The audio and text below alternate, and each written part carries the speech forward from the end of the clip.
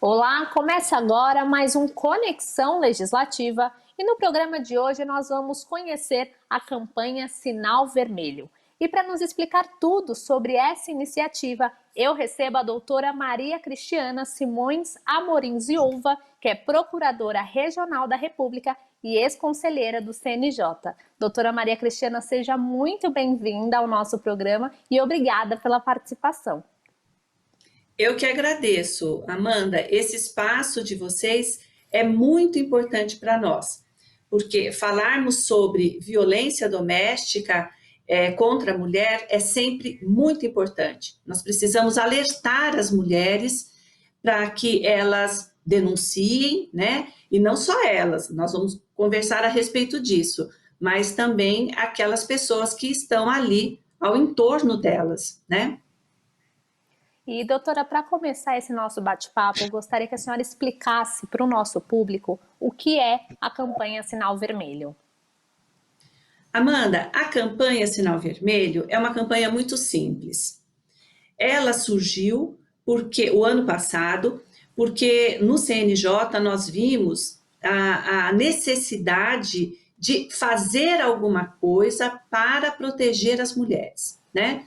Essa iniciativa não é apenas do CNJ, é do Conselho Nacional de Justiça e da AMB, Associação dos Magistrados Brasileiros. Então, nós percebemos que havia uma necessidade muito grande, como eu disse, de fazermos algo pelas mulheres que durante a pandemia, durante aquele período mais restritivo da pandemia, elas estavam em casa, as mulheres, assim, todos nós, né?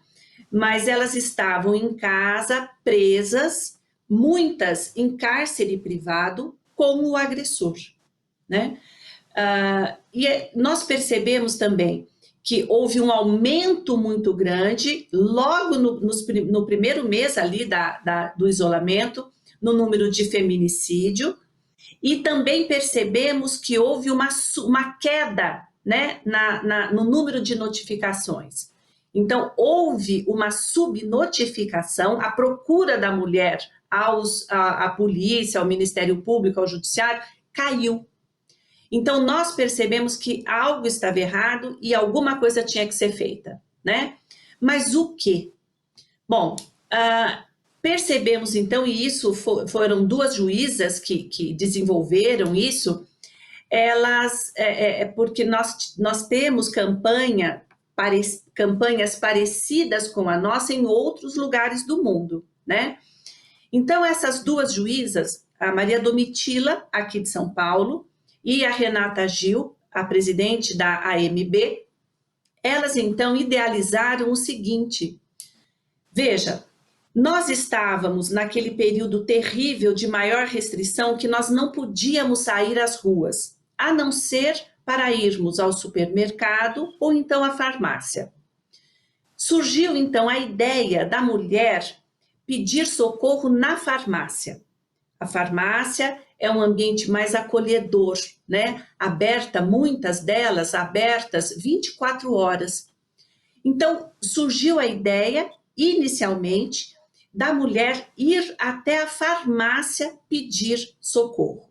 Muito bem, mas pedir socorro como? Porque muitas vezes ela poderia estar acompanhada, como de fato nós tivemos situação, do próprio agressor. Ela só podia sair de casa se fosse com ele. Então, como ela ia pedir ajuda? Foi então que tivemos a ideia desse X vermelho na mão. Um X vermelho simples.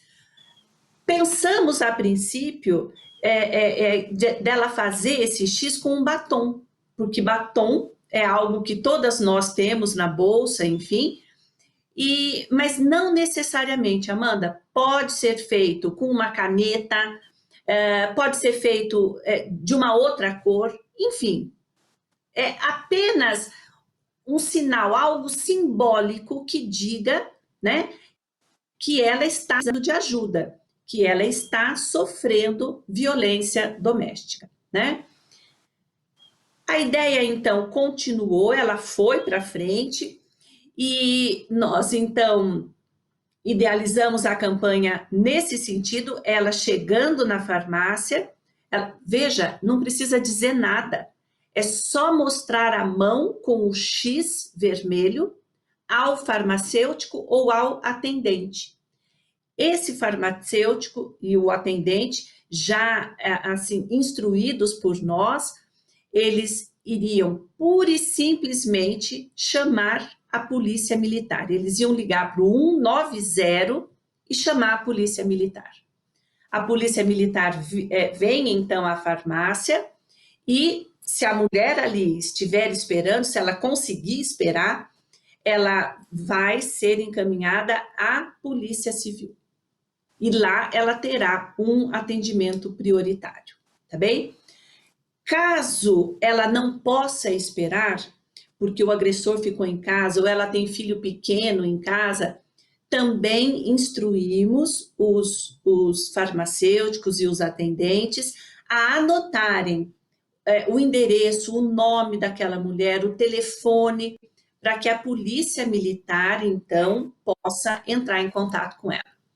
É uma campanha muito simples mesmo, que começou assim, a mulher pedindo ajuda nas farmácias, né? E graças a Deus, Amanda, conseguimos, até setembro do ano passado, 3 meses depois de lançada a campanha, nós já tínhamos conseguido salvar 60 mulheres. Foi uma maravilha para nós isso. Doutora, e como a senhora citou, né, uma questão simples de denunciar, né, colocar o X na mão, seja com batom ou com uma caneta, mas eu gostaria que a senhora falasse sobre essa possibilidade de pedir ajuda de uma forma até que silenciosa e sabendo que do outro lado vai ter uma pessoa que vai entender, né, esse sinal e vai ajudá-la. Qual que é a importância de simplificar essa parte da denúncia e do outro lado também de ter uma pessoa que sabe do que se trata e que vai ajudá-la, enfim, que vai aí contatar as autoridades? Amanda, como eu disse, a ideia inicial foi a campanha, o pedido de ajuda, né, acontecer nas farmácias, tá? Pelos motivos que eu já expliquei. Então, a ideia inicial foi essa. Até porque, se nós abríssemos, né, para outros estabelecimentos, nós correríamos o risco da polícia militar não dar conta, né? E aí nós poderíamos colocar aquela mulher em risco. Isso nós não queríamos. Mas a ideia também, e a ideia principal, era tornar o sinal, o X na mão, o X vermelho, conhecido de todos. E isso nós conseguimos. Olha só, nós tivemos caso, Amanda, de mulher que não fez nem o X com batom vermelho, não. Ela pura e simplesmente, quando a polícia chegou à residência dela em razão de denúncia de vizinho, quando a polícia chegou e foi atendida pelo marido, o agressor, ela estava atrás do marido. E ela, então, quando viu os policiais, ela levantou a mão atrás do marido e fez com a outra mão o sinal, o X. Os policiais militares entenderam que se tratava de uma situação de violência e o marido foi preso em flagrante. A semana passada nós também tivemos um caso muito emblemático, foi assim, triste, né? Mas nós ficamos felizes porque mostra que a campanha ainda continua tendo resultados muito positivos. Porque, veja, uma moça em cárcere privado dentro do caminhão com o marido, enfim, ela conseguiu pedir ajuda porque fez o X na mão e postou nas redes sociais. Chegou até os policiais rodoviários, eles conseguiram interceptar esse caminhão e libertar a mulher e o marido foi preso em flagrante. Então, a nossa ideia, que era tornar esse símbolo, esse pedido de ajuda silencioso, isso nós conseguimos. Porque todo mundo conhece, olha que maravilha, um policial rodoviário conseguiu, chegou até ele o aviso, o símbolo, o sinal, né? E eles conseguiram, então, libertar essa mulher. Era isso que nós queríamos, que todos entendessem que esse X na mão é um pedido de socorro da mulher. Doutora, muito interessante a senhora falar isso, né, que todas as pessoas, né, diante aí da repercussão da campanha, das notícias, começaram a entender esse gesto que é silencioso e que pode parecer simples, mas que pode aí acabar salvando até a vida de uma mulher. Então, gostaria que a senhora falasse da importância de engajar a sociedade no combate à violência doméstica. A gente sabe que, infelizmente, as mulheres sofrem muito, algumas nem conseguem denunciar, não conseguem sair desse ciclo de violência. Qual que é a importância de engajar a sociedade e das pessoas entenderem que a denúncia não precisa ser feita só pela mulher que está sofrendo, mas se tem alguém que presencia uma situação, que sabe, essa pessoa também pode ajudar. Com certeza, pode e deve, Amanda. Eu digo sempre que essa nossa campanha da Sinal Vermelho contra a violência doméstica é uma campanha de solidariedade, né, social, mas principalmente de responsabilidade social, porque todos nós, todos, a responsabilidade de denunciar uma situação de violência doméstica e familiar. Não é só a mulher. Então, um parente, um vizinho que escuta, né, ou vê situações de violência, ele tem por obrigação, é uma questão de solidariedade e responsabilidade social. Ele tem por obrigação chamar a polícia, sim, né? A gente até brinca, porque há alguns anos atrás a gente dizia que em briga de marido e mulher não se mete a colher, né? Não, mete sim. A gente mete sim. Porque se está havendo uma situação de agressão que pode chegar a um feminicídio, nós temos por obrigação interferir chamando a polícia militar, né? Agora veja, são várias as formas de violência, não é só a violência física. Nós temos violência física, sexual, moral, psicológica e patrimonial. Mas, normalmente, Amanda, que faz com que a mulher, ou então alguém próximo dela, chame a polícia, é justamente a violência física, são as agressões físicas, né? E há necessidade dessa denúncia, de se chamar a polícia, enfim, porque a mulher precisa quebrar esse ciclo de violência a que ela está submetida. Não é fácil, nós não podemos julgar essa mulher, porque a gente ouve muitas vezes assim: ah, ela apanhou do marido, teve medida protetiva, mas depois ela perdoou e botou o marido agressor dentro de casa. Isso uma, duas, três vezes. Veja, é muito difícil para ela. Por quê? Muitas vezes ele é o único provedor daquela família, é ele apenas que traz o dinheiro, porque ela está em casa cuidando de vários filhos, né? Então, ela pensa assim: ele vai preso, quem vai colocar comida aqui dentro de casa? O que vai acontecer com os meus filhos? Porque não raras, às vezes, a família vira as costas para ela. Diz para ela assim: você casou, então você aguenta.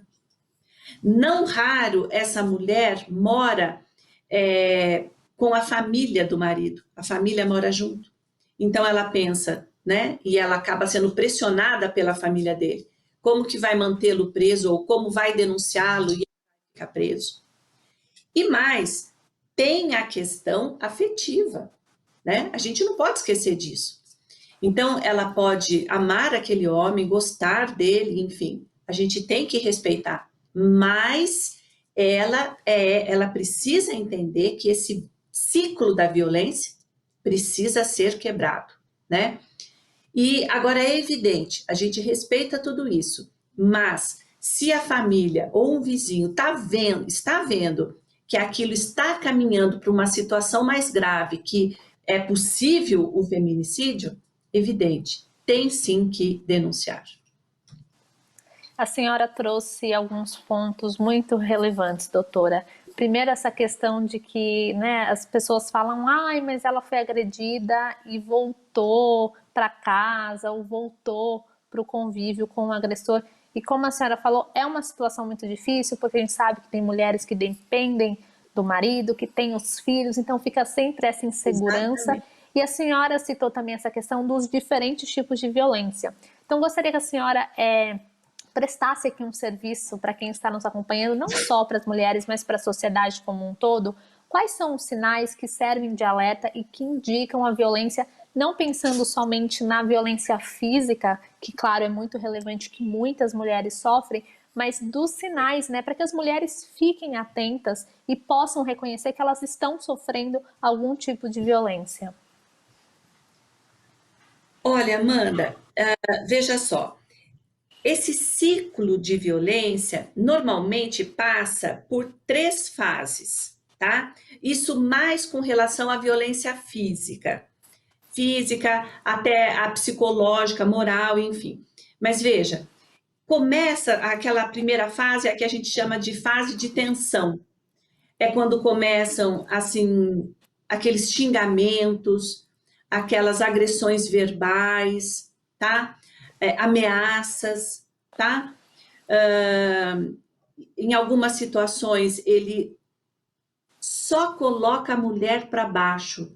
Nada do que ela faz é bom, né?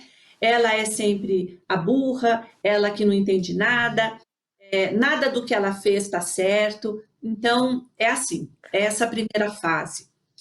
Depois nós temos a segunda fase da agressão. Essa fase então, eles partem para as agressões físicas, né? E é interessante porque nas situações de agressão física, mesmo na questão do feminicídio, é interessante, Amanda, porque o homem, ele atinge essa parte, normalmente, aqui o colo e o rosto da mulher. Então, ele quer destruir aquilo que ela tem de mais feminino, né? Então, por isso é que a gente vê em situações de feminicídio que as mulheres são feridas, tiro no rosto, eles jogam ácido, eles queimam, né? E também nessas situações de feminicídio ou tentativa de feminicídio, eles não basta, Amanda, matar, tem que ser algo muito doloroso, muito sofrido, entendeu? Eles não se satisfazem apenas em matar, eles querem causar um sofrimento atroz àquela mulher. Tá? Então, isso dentro da segunda fase, na fase da agressão. Depois, evidente, se não aconteceu o feminicídio, enfim, nós vamos para a terceira fase, que é a fase da reconciliação, a fase da lua de mel. Esse é um problema, porque a mulher acha que ele vai mudar. Então, ele bate, agride, machuca, mas depois ele se arrepende, ele chora, ele pede perdão, ele se ajoelha, ele manda flores, né? Aí ele passa uma semana, 10 dias, um mês, que é uma flor. Então, ela pensa que as coisas mudaram, mas não mudam, não mudam. Se ele foi capaz de dar o primeiro tapa, né, de agredir pela primeira vez, ele vai continuar fazendo isso. Isso é dele, ele vai continuar. Então, é isso que a mulher precisa ter consciência, né? Que as coisas não vão mudar. Raramente mudam, né? Ele precisa se conscientizar de que ele tem um problema e ele tem que procurar, então, um tratamento, um acompanhamento médico, psicológico, psiquiátrico, enfim, né? mas normalmente eles não procuram. Então, é isso que a gente tem, né? E é isso que muitas vezes tem, Amanda. As mulheres têm medida protetiva e estão com medida protetiva, mas aí acontece da reconciliação, né? E muitas vezes elas acabam sendo mortas depois, né? Então, mas é o que eu disse há pouco, a gente não tem condição de julgar essa mulher, né? Porque é algo que está dentro desse relacionamento tóxico. Isso é muito tóxico. E aos poucos é que ela vai entendendo isso. Às vezes demora, e demora muito, Amanda, até que elas percebam o quanto aquele relacionamento é prejudicial a elas. Até porque, olha que coisa interessante, muitas acham que o problema é delas, não é dele. Elas falam, a gente já ouviu inúmeras vezes, e as juízas e os juízes que atuam nessa questão da violência doméstica falam isso. Elas dizem, eu é que errei. Ele me bateu porque eu errei, eu estou errada. Eu preciso mudar. Mas o problema não é dela, o problema é dele, né? Então, são situações delicadas, né? Que envolvem muito sentimento, envolve a família, e é muito difícil, realmente é muito difícil, e é por isso que essas mulheres precisam ser acolhidas, acolhidas. Doutora, a senhora, assim, explicou perfeitamente esse ciclo da violência, que muitas vezes para quem olha de fora é difícil de entender, né? Pode até acabar aí gerando julgamentos, mas para quem está dentro, para quem está vivenciando, é extremamente difícil, dolorido, e muitas vezes essa mulher ela não consegue sair daquilo sozinha. Então, eu gostaria que a senhora falasse, assim como a campanha Sinal Vermelho traz esse alerta para a importância de denunciar, para que essas mulheres sejam ouvidas e ajudadas. Então, gostaria que a senhora falasse, né, da importância de denunciar, não só a mulher, mas também a pessoa ali que está, de repente, um amigo, um familiar que sabe da situação e dos direitos que ela tem, que ninguém merece ser agredida de nenhuma forma e que elas podem sim procurar ajuda. Com certeza, elas podem e devem procurar ajuda, né? Amanda, eu só esqueci de comentar uma coisa, se você me permite, né, com relação à sua pergunta anterior. Olha só, o que eu vejo e é algo que precisa, a gente precisa tomar muito cuidado com as filhas, enfim. E eu digo isso porque eu tive numa situação de uma pessoa próxima a mim aqui, uma jovem menina, muito jovem, com o primeiro namorado, mas o namorado tinha um ciúmes excessivo, doentio, possessivo daquela menina, né?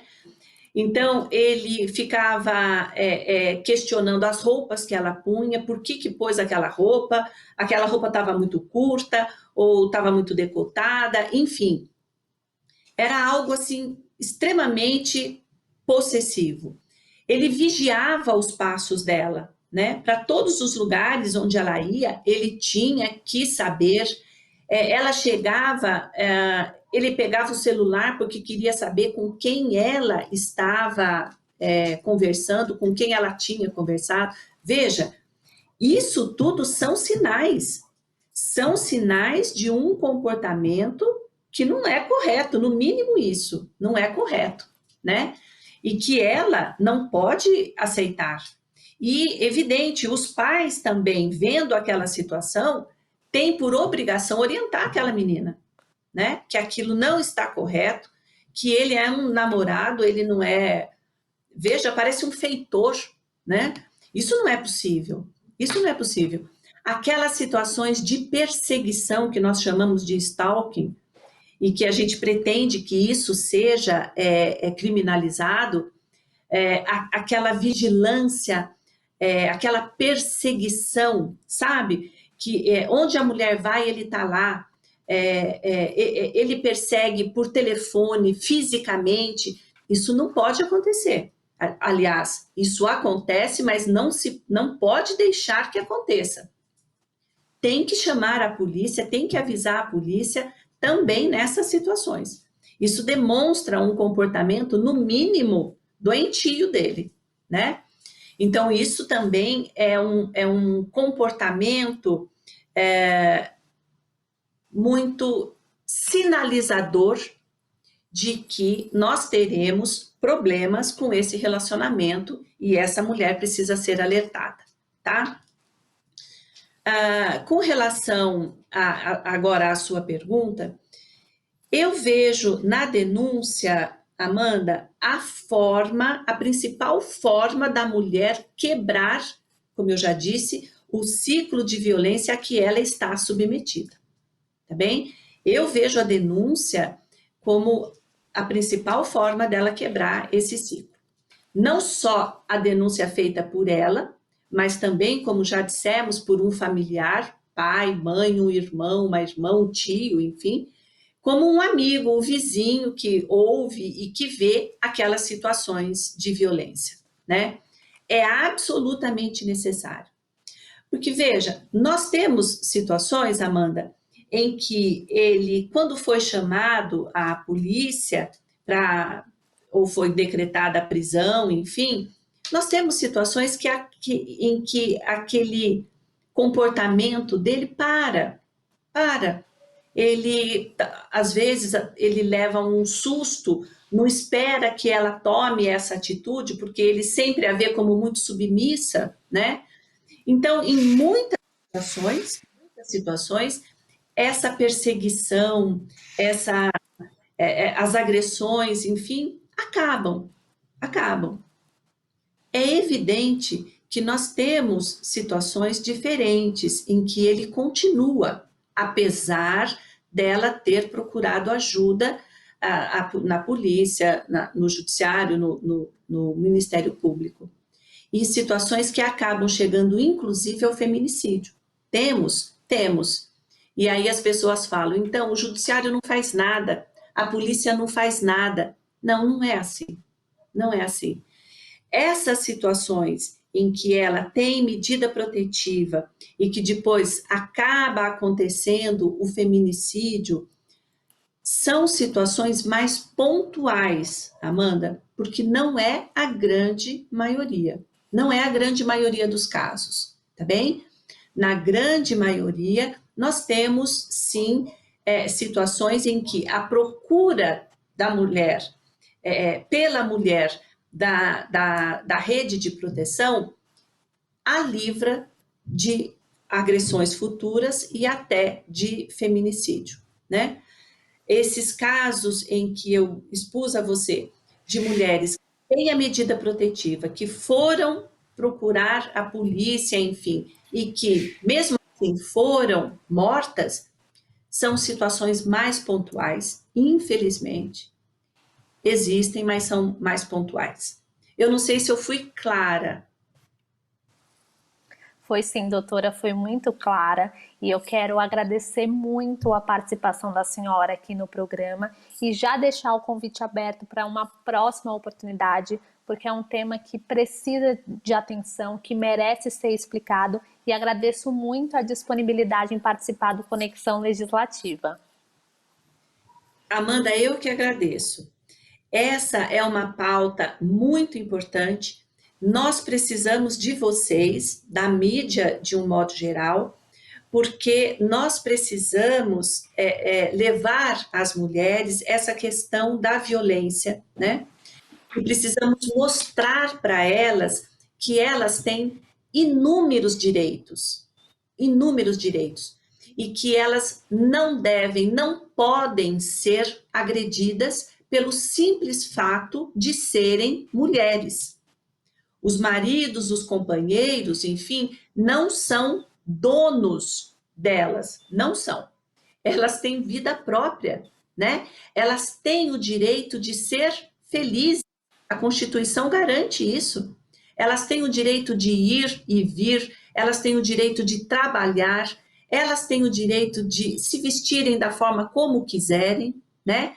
Elas têm direito à liberdade de pensamento, de agir, né? Então, esse espaço que vocês nos dão é muito importante para que nós possamos levar tudo isso para essas mulheres e para que elas entendam que procurando a rede, né, de proteção, elas serão sim acolhidas. Muito obrigada, Amanda. Esse foi o Conexão Legislativa de hoje, falando sobre a campanha Sinal Vermelho. Muito obrigada pela companhia e até o próximo programa.